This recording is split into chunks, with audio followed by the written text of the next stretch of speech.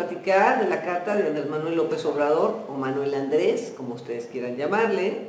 Y tenemos una fecha de nacimiento del 13 de noviembre de 1953, a las 1 de la mañana con 58 minutos, nacido en Tepetitán, Macuspana, estado de Tabasco, en la República Mexicana. Y esta hora de 1:58 ya es una carta rectificada aquí por el astrólogo Luis Michel Fox.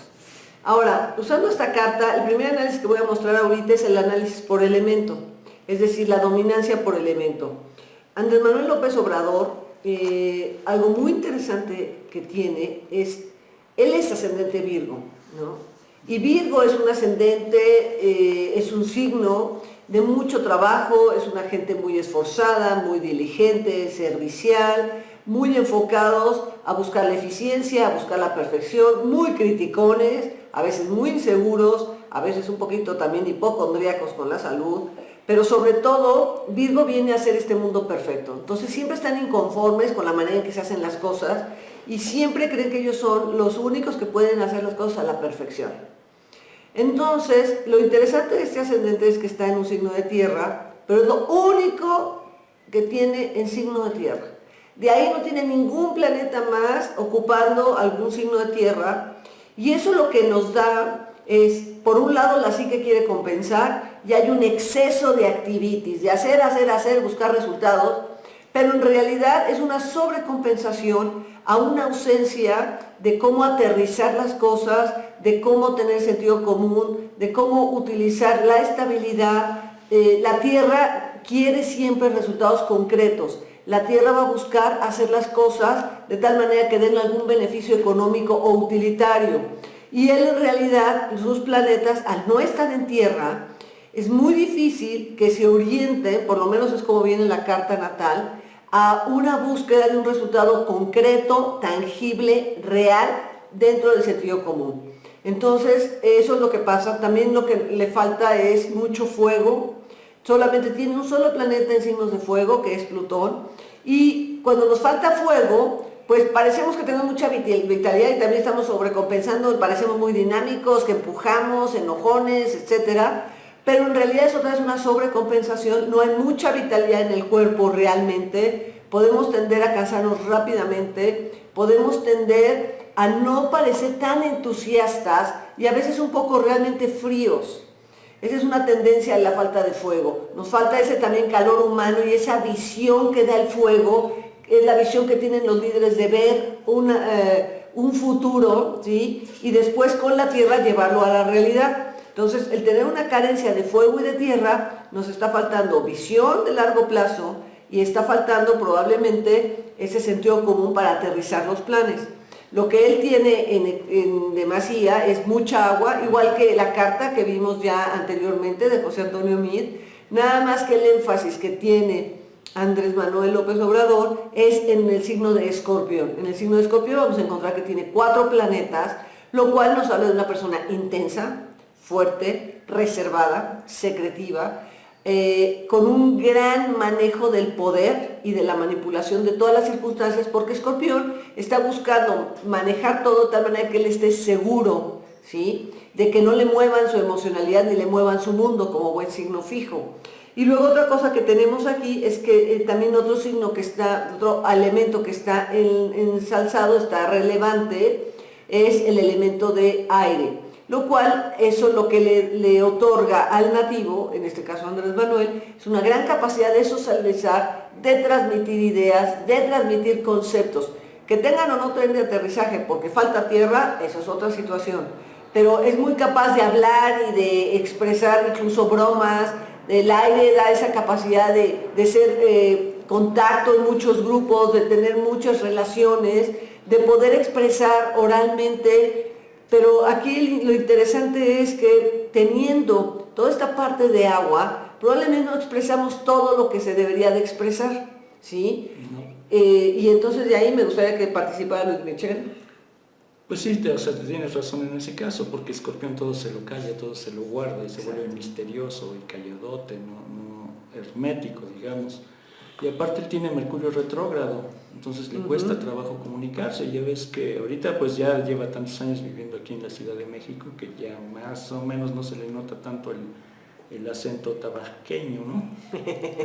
Pero aún así, muchas de las personas que no les cae bien, pues es precisamente por su forma de comunicarse, que a veces también es muy lenta, ¿no? Que no tiene, pues digamos que mucha agilidad en su comunicación. A pesar de que su luna en Acuario también le puede ayudar, y ese Júpiter que tiene en Géminis ahí pegado a su medio cielo. Entonces, eso le da también esa popularidad que él tiene, además lo tiene muy cerca de la rueda de la fortuna, y ahí en la casa 10, pues por eso arrastra masas, ¿no? Arrastra pues al pueblo, y sí es muy querido por algunos, aunque muy odiado también por otros, ¿no? Ahora, en eso que dices respecto de ese liderazgo que él ostenta, pues tiene que ver con esa luna en Acuario que es como muy del pueblo, más popular, más de ayudar a la gente, más socialista, pero tiene un trígono a Marte en la casa 1, en Libra. O sea, Marte en Libra siempre va a actuar de una manera de sociedades, siempre va a delegar, no es tan directo para actuar ni tan valiente, ¿sí? Pero lo que sí tiene es que a la hora que hace el trígono con la luna, pues es una especie de liderazgo, como de reformador de la sociedad, de luchador social. Sí. Ahora, a mí me gustaría platicar algo que es el Urano en conjunción Nodo Sur. Tiene Urano en Cáncer, retrógrado en conjunción al Nodo Sur, en casa 11. Eso nos habla de una persona que en otras vidas fue ya un levantador de masas, ya fue un anarquista, ya fue alguien que se rebelaba ante el sistema, un revolucionario. Al estar en Cáncer es remover, alertar, levantar al pueblo. Eso ya lo hizo en otras vidas. Y entonces de una persona también cuyas emociones son muy inestables y cuyos lazos familiares no han sido muy fuertes, han sido intermitentes, han sido rotos, y probablemente en los grupos siempre ha sido una persona que lleva la contraria en las ideas. Entonces, ¿qué es lo que él viene a trabajar? Él viene a aprender a ser Capricornio, él viene a aprender a poner límites, a comprometerse, a tener ideas aterrizadas, a buscar su economía, a lograr sus objetivos, pero sobre todo con Capricornio. Capricornio es un signo utilitario, es un signo que va a buscar siempre el provecho y la utilidad económica, pero sobre todo es aprender a poner límites, estructuras y cumplirlas, y eso es lo que él viene a aprender con ese nodo norte ahí. ¿No? Está súper interesante. Sí, sí. Ahora, la otra cosa que a mí me gustaría también mencionar es que, como bien dijo Luis Michel, tenemos un Júpiter en Géminis en la casa 10, o sea, en lo más alto. O sea, es una imagen o es una fama, una reputación que proyectamos de una persona que sabe muchas cosas, que habla mucho, que promete mucho, pero tenemos a Mercurio, regente del ascendente, retrógrado y en quincuncio a ese Júpiter. Quiere decir que a veces las ideas que uno realmente trae adentro no son realmente las que uno proyecta de frente, y podemos tener una tendencia a hablar de más a veces con ese Júpiter en Géminis que, como todo el mundo sabemos, está en exilio y aparte está retrógrado. Retrógrado, se vuelve exagerado. Se vuelve exagerado y podríamos decir cosas con ese trígono con Neptuno como fantasías o levantar las expectativas de la gente. ¿Sí? Y eso es algo que creo que sí es una capacidad que él tiene de convencer a las personas con ideas, ¿sí? Que él proyecta. De vendernos un mundo mejor. Sí. Bueno, ya ves que también tiene varios planetas en la casa 2, entonces pues se ve que le va bien económicamente, ¿no? Claro, pero también ahí, si observas, está la cuadratura Luna-Venus y Saturno-Luna, que a veces lo que lo hacen sentir es que nunca es suficiente, y que lo que ha hecho nunca es suficiente, porque influye también hasta en su autoestima. Entonces tiene una conjunción muy interesante, como las coincidencias que hablamos.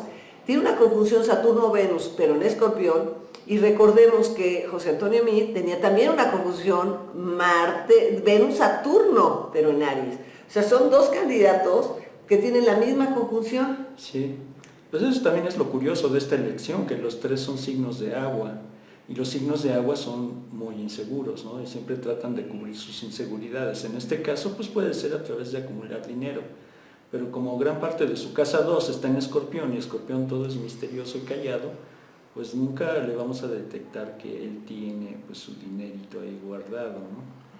Bueno, eso es algo muy interesante, y el manejo económico sí es fuerte. Ahora, a mí también me gustaría resaltar que en la carta de Andrés Manuel hay un Plutón en Leo, en la casa 12, que está haciendo aspectos de tensión a su Sol y a su Mercurio, a él, y son los enemigos ocultos o secretos que él tiene, que son muy destructivos, gente muy poderosa que no está de acuerdo en sus ideales.